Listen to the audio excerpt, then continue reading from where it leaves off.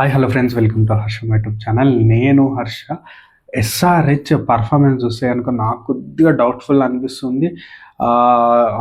Option టైంలో చూసుకుంటే కనుక ఫస్ట్ డే కంప్లీట్ అయ్యేసరికి అంత సాటిస్ఫై ఉండకపోవచ్చు.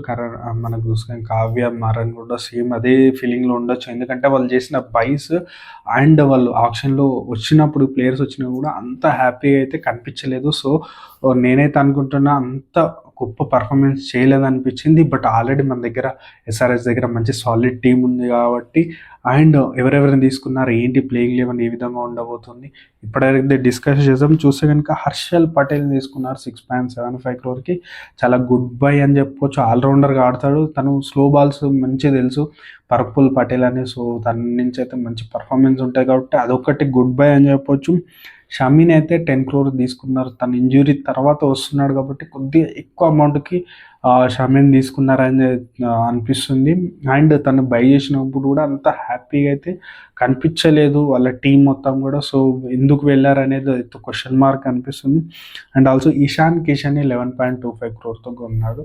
నాకు అర్థం కాలేదు. ఆల్రెడీ క్లాస్ అని దగ్గర దగ్గర 24 crore వరకు తీసుకున్నారు, రిటైన్ చేసుకున్నారు. అండ్ ఆల్సో ఇప్పుడు చూస్తే కానీ కిషన్ని కూడా తీసుకోవడం జరిగింది 11.25 crore. ఓన్లీ కీపర్లకే మీరు ఒక 35 crore వరకు ఉన్న పర్స్లో దగ్గర దగ్గర 40%, 30 to 40% మీరు కీపర్లకి ఇద్దరికే ఆల్రెడీ చేశారంటే కొద్దిగా ఆలోచించుకోవాలి. బట్ కిషాన్ వచ్చేసి మంచి గుడ్ బై అని చెప్పుకోవచ్చు. ఒకవేళ క్లాస్ అని అవైలబిలిటీ లేకపోతే కనుక, ఇంజురీ ఆర్ సంథింగ్ లేకపోతే కనుక కిషన్ మంచి రోల్ అయితే ప్లే చేయబోతున్నాడు. ఒక విధంగా గుడ్ బై అనే చెప్పుకోవచ్చు. అండ్ చూస్తుండగా రాహుల్ చహర్ని తీసుకున్నారు. తనకు బెస్ట్ ఫామ్ అయితే లేదు లాస్ట్ ఇయర్ అయితే. బట్ లెగ్ స్పిన్నర్ ఓకే అని చెప్పచ్చు, ఇదొకటి. అండ్ ఆల్సో జాంపాన్ కూడా తీసుకున్నారు, ఒక లెగ్ స్పిన్నర్ని. సో ఆస్ట్రేలియన్ కోచ్ ఉన్నాడు కాబట్టి, మనకు చూస్తే కనుక ఆల్రెడీ ఆస్ట్రేలియాకి కోచ్ చేసిన అనుభవంతో ఉన్నాడు కాబట్టి వెటోరీ సేమ్ మనకి ఇక్కడ చూస్తాను కనుక జాంపాని కూడా ప్రిఫర్ చేస్తున్నట్టు అనిపించింది. సో జాంపా కూడా మంచి లెగ్ స్పిన్ వేయగలడు. అండ్ చూస్తే కనుక థర్డ్ అయిన అభినవ్ మహాన్, సిమ్రన్జిత్ సింగ్ని అయితే తీసుకోవడం జరిగింది. అండ్ ఓవరాల్ చూస్తే కనుక ప్లేయింగ్ లెవెన్ ఈ విధంగా ఉండే అవకాశం ఉంది ఎస్ఆర్హెచ్ది. బట్ ఓవరాల్గా చూస్తే కనుక నాకైతే అంత గొప్ప పర్ఫార్మెన్స్ చేయలేదనిపించింది ఎస్ఆర్హెచ్. ఇంకా ఫీల్డ్స్ ఉన్నాయి, ఆ ఫీల్డ్స్ని ఫిల్అప్ చేసుకోవాలి. సమత్ని తీసుకోలేదు వాళ్ళైతే, మళ్ళీ ఆ టీం యూజ్ చేసి తీసుకుంటే బాగుండేది.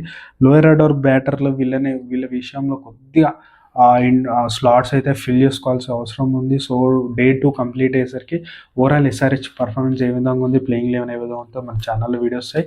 అండ్ ఆల్సో మిగతా టీమ్స్ గురించి కూడా వీడియో ఉంది. మీరు ఒకవేళ ఛానల్ కొత్తగా వస్తే ఖచ్చితంగా లైక్, షేర్, సబ్స్క్రైబ్ అయితే చేసుకొని నాకు సపోర్ట్ చేయాలైతే అనుకుంటున్నాను. Thank you.